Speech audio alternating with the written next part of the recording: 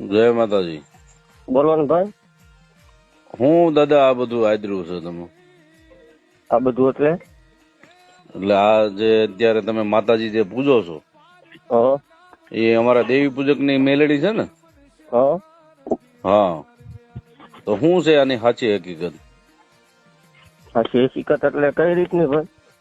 એટલે તમે આ માતાજીના નામે અત્યારે ત્યાં બધું ધોણો છો, તાવા લ્યો છો, બરાબર? હા તો મૂળ તો અમારી દેવી પૂજક ની મેલેડી છે ને, હા બરાબર? તો તમારે કઈ રીતે શું છે એમાં? સીન તમારો શું છે? સીન કાંઈ નહીં, આજથી વર્ષો પેલા બે રેલા મારા પપ્પાના પપ્પાએ રોજ તો જગ્યાએ પૂજાય છે, એક જગ્યાએ નહીં ભાઈ. હા, પૂજા એનો વાંધો નથી, હમ પણ અત્યારે અમારા દેવી પૂજક સમાજ નું નામ ખરાબ થાય છે. તમે પૂજો છો, તાવા લ્યો છો, બરાબર, અમને કઈ વાંધો નથી, પણ અત્યારે જે તમે ત્યાં જે તે જગ્યાએ, અમને તો ખબર નથી ક્યાં આવ્યું આ તમારું કામ. હવે ત્યાં તમે તાવા લ્યો છો, અમારા દેવી પૂજક સમાજની મેલડીના નામે તમે લ્યો છો, બરાબર? હવે તાવાના નામે 1000 રૂપિયા તમે લ્યો છો, લ્યો છો? એવું કોઈ પ્રૂફ ખરું કે ભાઈ અમે પૈસા ખાધા હોય કે અમે ક્યાંય ધંધો છે પ્રૂફ છે. દેશો ભાઈ? હા.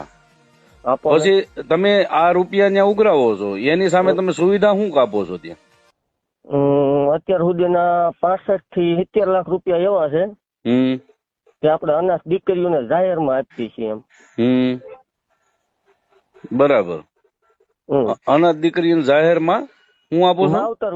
માવતર વગરની દીકરી હોત ને, આપણે એના લગ્ન ટાણે પૈસા દેવાની બોલી કરેલી છે, અને એમાં કદાચ હું જીવિત ન હોય ને ભાઈ, તો મારી જમીન છે અથવા મારી વાંહે જે કઈ તે હોય ને એ આપશે. બરાબર. હા, તો પછી આ 1000 રૂપિયાનું શું છે તાવાનું? શું છે એનું? આ 1000 રૂપિયાનું તાવા તમે લ્યો છો, તાવાના 1000 રૂપિયા લ્યો છો, બરાબર?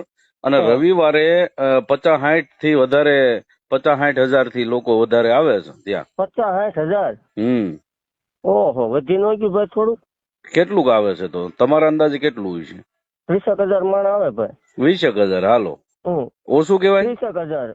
30,000 ઓછું કેવાય દાદા? તો ઓછું છે ભાઈ, હજી ઓછું છે. વાંધો નહીં, શ્રદ્ધા હોય, માતાજીના નામમાં આવે એનો વાંધો નથી, પણ માતાજીના નામે જે રૂપિયા તમે લ્યો છો ને, અને બીજો પ્રશ્ન કે દેવી પૂજકની મેલેડીના નામે તમે જે કાંઈ અત્યારે કરો છો ને એ ખોટું કરો છો. મારી વાત સાંભળો.